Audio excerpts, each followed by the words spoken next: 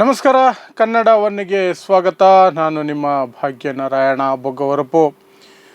ಪೂರ್ವೋತ್ತರ ರಾಜ್ಯಗಳು, north East States, ಅವು ಸಹ ಈಗ BJPಯ ಕೋಮುವಾದಕ್ಕೆ ಬಲಿಯಾಗ್ತಾ ಹೋಗ್ತಿದ್ದಾವೆ. ಮಣಿಪುರದ್ದು ನಿಮಗೆ ಗೊತ್ತೇ ಇದೆ, ಅದು ಕೋಮುವಾದ, ಜಾತಿವಾದ ಎಲ್ಲ ರೀತಿಯಲ್ಲೂ ಎರಡು ಬುಡಕಟ್ಟು ಸಮುದಾಯಗಳ ನಡುವೆ ಬೆಂಕಿ ಬಿದ್ದಿರೋದು ಸುಮಾರು 2 ವರ್ಷ ಆಗ್ತಿದೆ.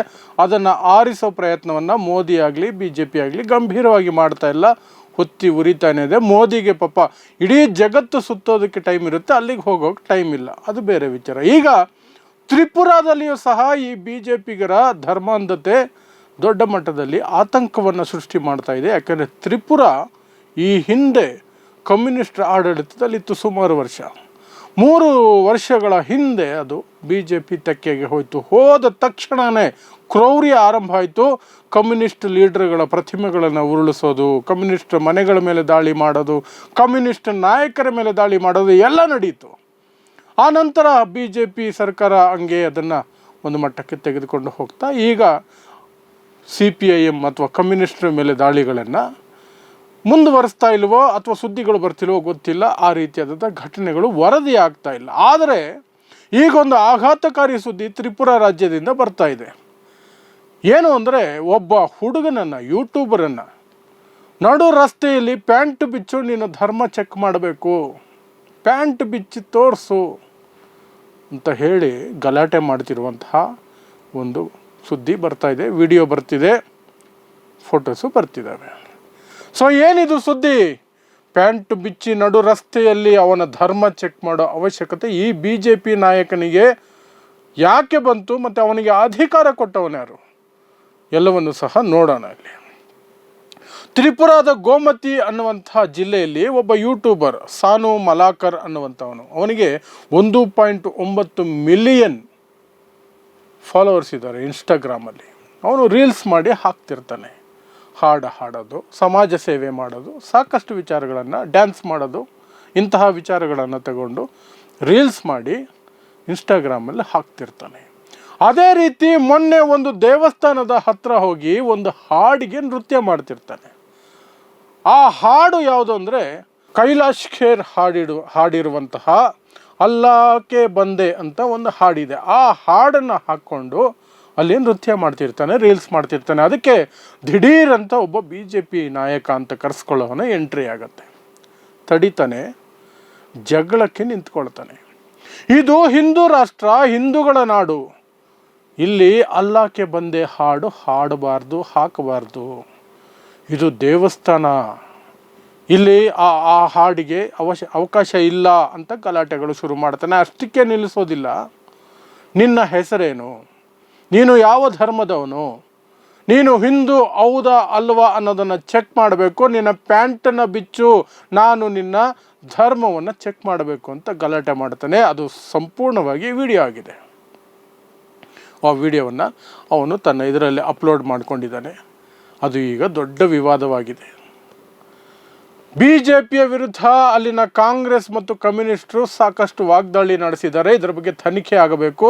ಆ ತಪ್ಪಿತಸ್ಥ ಯಾರಿದಾನಲ್ಲ, BJP ನಾಯಕ ಅಂತ ಹೇಳ್ಕೊಂಡು ಬಂದಂಥವನು, ಅವನ ಮೇಲೆ ಕ್ರಮ ಆಗಬೇಕು ಅಂತ BJP ಒಪ್ಕೊಂಡಿದೆ, ಅವನು ನಮ್ಮದೇ ಪಕ್ಷದವನು ಅಂತ. ಆದರೆ ಇಲ್ಲಿಯವರೆಗೆ ಒಂದು ಕೇಸ್ ಆಗಿಲ್ಲ, ಒಂದು ಕ್ರಮ ಆಗಿಲ್ಲ. ಎಲ್ಲಿಂದ ಆಗುತ್ತೆ? BJPಯಲ್ಲಿ ಏನು ಮಾಡಿದ್ರೂ ಸಹ ಕ್ರಮ ಅನ್ನೋದು ಆಗೋದಿಲ್ಲ. ಅವರು ಹಾಗೇ ಇರ್ತಾರೆ. ನೀವು ಬೇಕಾದರೆ ಸೇನೆಯಲ್ಲಿರುವಂಥ ಕರ್ನಲ್ ಪೊಸಿಷನ್ನಲ್ಲಿರುವಂತಹ ಸೋಫಿಯಾ ಕುರೇಶಿ ಅಂತವರನ್ನು ಪಾಕಿಸ್ತಾನದ ತಂಗಿ ಅನ್ನಬಹುದು, ಉಗ್ರವಾದಿಗಳ ತಂಗಿ ಅನ್ನಬಹುದು, ನಿಮ್ಮ ಮೇಲೆ ಕ್ರಮ ಆಗಲ್ಲ.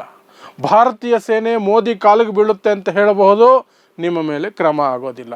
ಇನ್ಯಾವುದೋ ಮಹಿಳೆಯ ಬಗ್ಗೆ ಕೆಟ್ಟದಾಗಿ ಮಾತಾಡಬಹುದು, ಅಥವಾ ಯಾವುದೇ ಬೇರೆ ಧರ್ಮದವರ ಬಗ್ಗೆ ಕೆಟ್ಟದಾಗಿ ದ್ವೇಷಭರಿತವಾಗಿ ಮಾತಾಡಬಹುದು, ನಿಮ್ಮ ಮೇಲೆ ಯಾವುದೇ ಕ್ರಮ ಆಗೋದಿಲ್ಲ. ಅದರ ಬದಲಾಗಿ ಸ್ವಲ್ಪ ಕೂಡ ಮುಜುಗರನೇ ಇಲ್ಲದೇನೆ ನರೇಂದ್ರ ಮೋದಿಯವರು ರೋಡಲ್ಲಿ ರೋಡ್ ಶೋ ಮಾಡಿಕೊಂಡು ಬಲವಂತಕ್ಕೆ ಗೌರ್ಮೆಂಟ್ ಎಂಪ್ಲಾಯಿಗಳನ್ನು, ಸ್ಕೂಲ್ ಮಕ್ಕಳನ್ನು, ಸ್ಕೂಲ್ ಟೀಚರ್ಗಳನ್ನು ಎಲ್ಲರನ್ನೂ ಕರೆಸಿ ಪುಷ್ಪಾರ್ಚನೆ ಮಾಡಿಸ್ಕೊಳ್ತಿರ್ತಾರೆ. ಗುಜರಾತಲ್ಲಿ ವಡೋದರದು ಕತೆ ಹೊರಗೆ ಬಂದಿದೆ.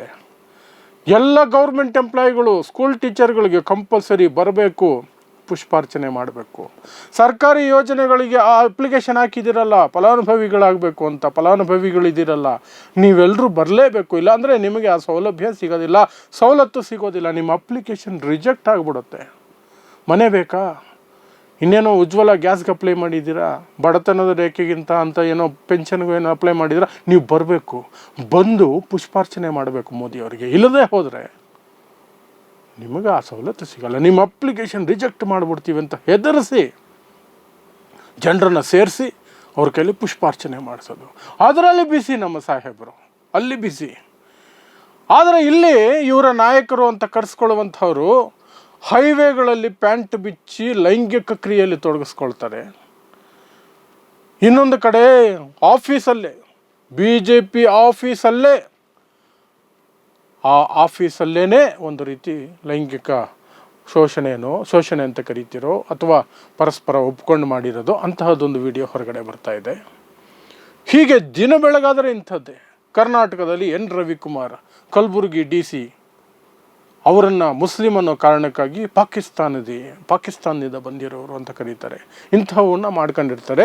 ಮೋದಿಯವರು ಆ ಕಡೆ ಬಲವಂತಕ್ಕೆ ಜನನ ಸೇರಿಸಿ ಹೆದರಿಸಿ ಬೆದರಿಸಿ ಅವ್ರ ಕೈಯಲ್ಲಿ ಹೂಮಾಲೆಗಳು ಹಾಕಿಸ್ಕೊಂಡು ಪುಷ್ಪಾರ್ಚನೆ ಮಾಡಿಸ್ಕೊಂಡು ಅವರು ಬಿಸಿ ಇರ್ತಾರೆ. ಒಟ್ಟಿನಲ್ಲಿ BJP ಕೈಲಿ ಅಧಿಕಾರ ಇದೆ, ಏನು ಬೇಕಾದ್ರೂ ಮಾಡ್ಬೋದು. ಅದರ ಇನ್ನೊಂದು ರೂಪನೇ ಇಲ್ಲಿ ಬಂದಿರೋದು ತ್ರಿಪುರಾದಲ್ಲಿ ನಡೆದಿರುವ ಗೋಮತಿ ಜಿಲ್ಲೆಯಲ್ಲಿ ನಡೆದಿರೋದು. ಮೇ 18ನೇ ತಾರೀಕು ಈ ಘಟನೆ ನಡೆದಿದೆ.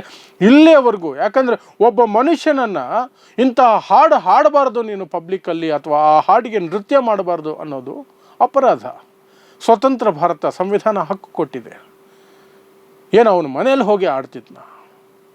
ಎಲ್ಲರೂ ಓಡಾಡೋ ಜಾಗ ತಾನೇ ಅದು. ಅಥವಾ ಪಬ್ಲಿಕ್ ನ್ಯೂಸೆನ್ಸ್ ಅಂತ ಹೊಸ ಕತೆ ಕಟ್ತಾರೇನೋ. ಅದೇ ಭಜನೆ ಮಾಡ್ತಿದ್ದಿದ್ರೆ ಏನೂ ತೊಂದರೆ ಆಗ್ತಿರ್ಲಿಲ್ಲ. ಇವನು ಕೂತ್ಕೊಂಡು ಜೊತೆಲಿ ಭಜನೆ ಮಾಡಿರೋನು ಇಲ್ಲ. ಈಗ ಪ್ರಾಬ್ಲಮ್. ಮತ್ತು ಅವನು ಹಿಂದೂ, ಸಾನು ಮಲಾಕರ್ ಹಿಂದೂ ಅವನು. ಆದರೆ ನೀನು ಪ್ಯಾಂಟ್ ಬಿಚ್ಚು, ಬಲವಂತಕ್ಕೆ ಅವನನ್ನು ಪ್ಯಾಂಟ್ ಬಿಚ್ಚು ಅಂತ ತುಂಬ ಹೊತ್ತು ಹಿಂಸೆ ಕೊಟ್ಟಿದ್ದು ಸಹ ಅದು ಕೇಸ್ ಆಗಬೇಕಲ್ವ? ಅದಕ್ಕೂ ಇಲ್ಲ. ಪಕ್ಷದ ಕಡೆಯಿಂದನೂ ಕ್ರಮ ಇಲ್ಲ, ಎಂಥದ್ದು ಇಲ್ಲ. ಇಂಥವೆಲ್ಲ ಮಾಡಿ ಅಂತಲೇ ಓಪನ್ ಲೈಸೆನ್ಸ್ ಕೊಟ್ಟಂಗಿದೆ. ಯಥಾ ರಾಜ ತಥಾ ಪ್ರಜಾ, ಅಷ್ಟೇ BJPಯಲ್ಲಿ ನಡೀತಾ ಇರೋದು, ಅಷ್ಟೇ. ನೋಡ್ತಾ ಇರಿ ಸಮಾಜಕ್ಕಾಗಿ ಕನ್ನಡ 1 ನ್ಯೂಸ್. ನಮಸ್ಕಾರ.